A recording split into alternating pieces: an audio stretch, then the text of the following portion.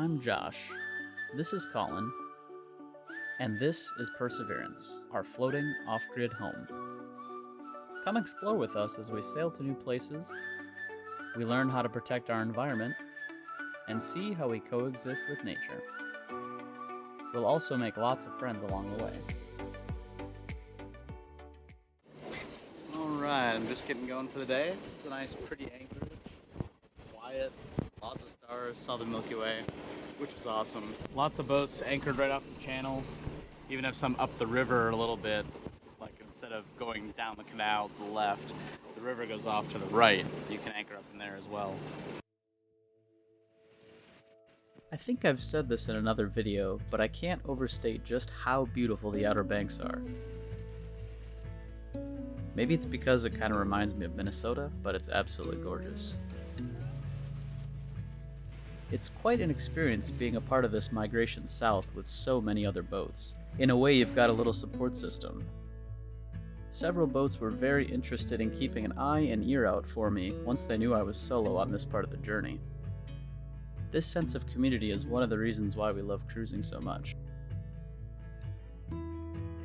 This is the Gale Creek anchorage, which is quite open but comfortable, though it could be a little exposed in certain wind conditions. Alright, so this morning, heading out, just give you a quick view of the sunrise, look at the anchor up, and we'll be on our way. Got a barge passing behind us as well.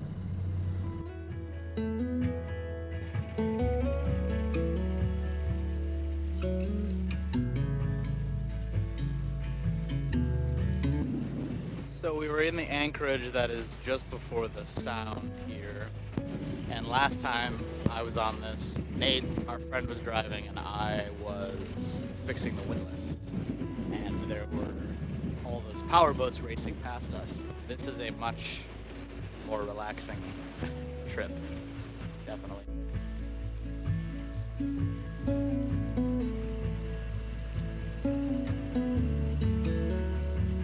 As I was getting a shot of this cormorant, more and more started popping up.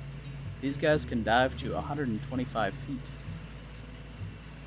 It always seems like these birds struggle to fly, like they were really made to dive more than they were made to fly.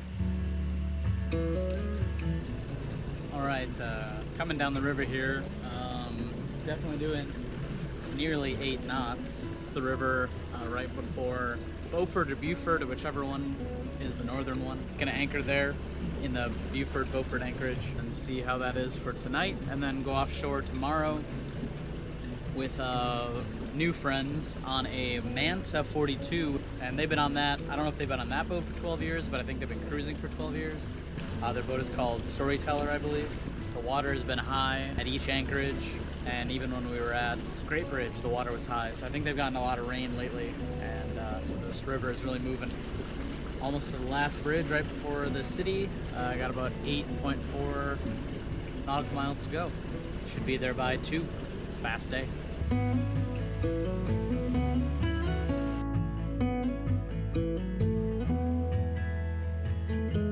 This is a bit of a confusing area. On some government charts, you can't see this orange route as clearly passable, but the Navionics sonar charts show it being quite deep here. Alright, with the last of my memory and power, let's see if I can get a quick video in. Here at the anchorage, it's quite busy. Good spot, calm. The wind will come from that direction, so we're all pointing the way that we'll be pointing when the wind starts up tonight. And I think we're going to go offshore tomorrow to the inlet, 2 inlets before Carolina Beach. Can't remember the name.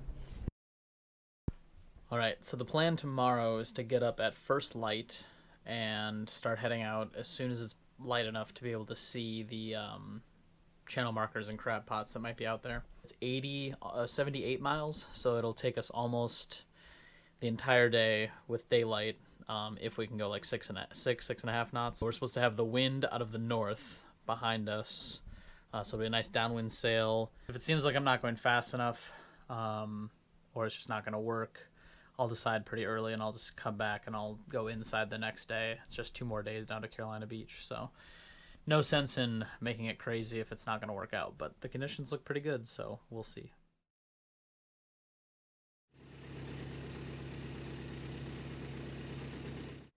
Alright, I'm just about to depart here at the Taylor Creek anchorage. I'm going to raise my anchor and I'm going to go out with the Manta 42 storyteller. Looks like they are probably getting ready to go here shortly as well. We decided on like a 7:20-ish, 7:30-ish departure, so I'm going to get my anchor up and get moving.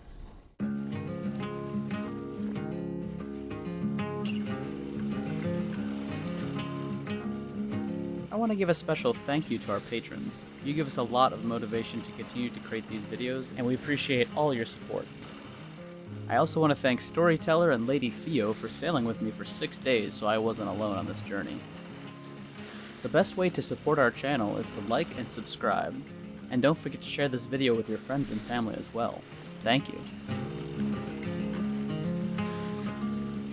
Alright, it has been a cold day. We're almost to Masonborough Inlet, and then I will be heading to Carolina Beach tomorrow. There's an anchorage right inside the inlet.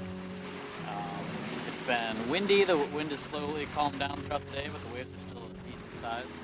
I've had some other boats with me all day. I've been watching this one right ahead of me all day. It's been off my port side, and they just pulled ahead of me, and we're about to enter the channel.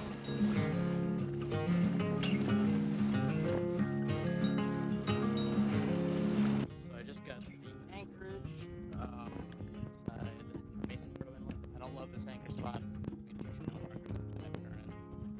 But the other anchorages are really full, and I don't want to deal with trying to find a spot. I'm sure it's fine, but check this out. After a long, cold day of sailing, I was ready to warm up and relax. I was up a lot last night because as the current changes and the wind is against it, I mean, we were sailing and sailing and sailing. We were pirouetting around our anchor. That little bit down there at the bottom was us slowly dragging, and I will show you why in just a moment. There's that lovely ball of chain around our anchor because we spun around it so many times last night. So I'm hopefully going to be able to get this big open space up here and mess with that and get it squared away.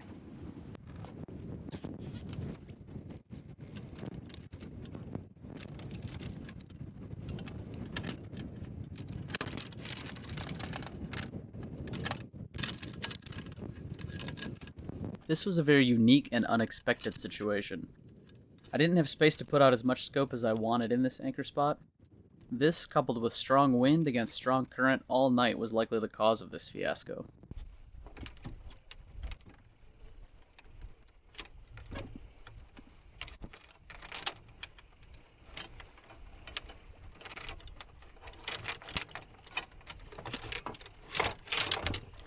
It's moments like this that remind you to never be complacent, especially when sailing alone.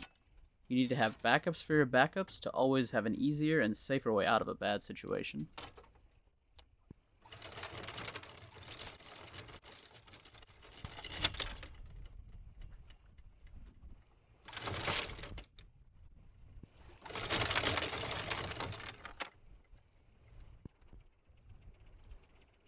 After working on this for a while, I remembered the fuel dock Nate and I used when we first left Carolina Beach to go north. Once on the dock, I was able to finish getting the knot out of this chain. I think this is a little sandpiper I caught drinking the little drops dripping from the hose.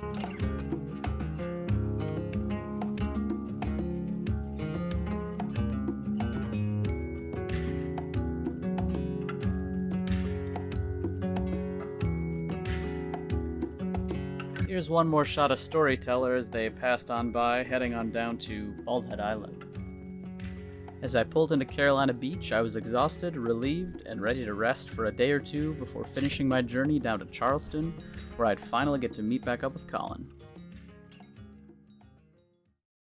Thanks for watching.